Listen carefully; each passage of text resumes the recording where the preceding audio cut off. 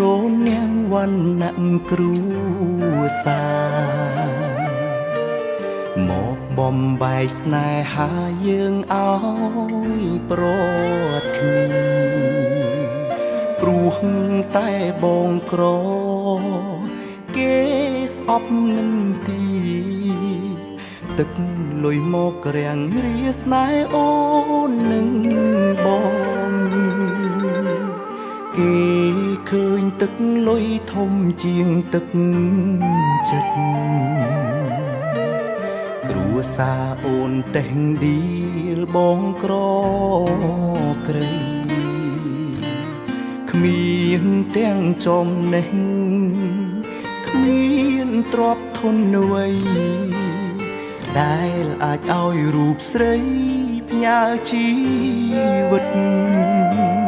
សងជាតិក្រោយឲ្យបានជួបគ្នាសូមកើតជាអ្នកមានដូចអូនកុំឲ្យព្រាត់កុំឲ្យឃ្លាតស្ងួនមានតែអូនជាមនុស្សដែលបងប្រាថ្នាជាតិនេះយើងមានត្រឹមនិស្ស័យតែជាតិក្រោយសូមឲ្យមានវាសនាបានរួមរស់កុំឲ្យប្រែឆា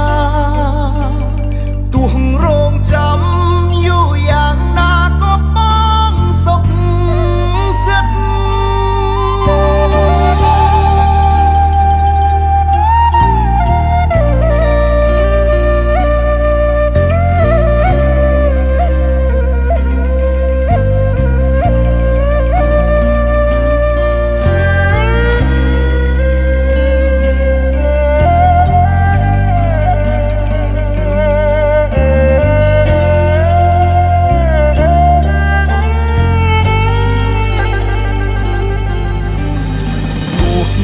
ពេលនេះបងឃ្លាតឆ្ងាយនួនល្អងតែនៅក្នុងបេះដូងចងចាំជីនឹកកុំយំណាស្ងួ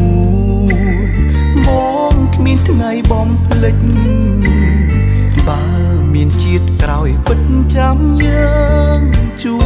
បគ្នាសងជាតិក្រោយឲ្យបានជួបគ្នា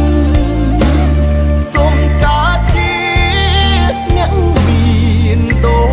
ចអូនកុំឲ្យព្រាត់កុំឲ្យឃ្លាតស្ងួនមានតែអូនជាមនុស្សដែលបងប្រាថ្នាជាតិនេះយើងមានត្រឹមនិស្ស័យតែជាតិក្រោយសូមឲ្យមានវាសនាបានរួមរស់កុំឲ្យប្រែឆាទោះរងចាំយូរយ៉ាងណាក៏បងសុខចិត្តសូមជាតិក្រោយឲ្យបានជួបគ្នា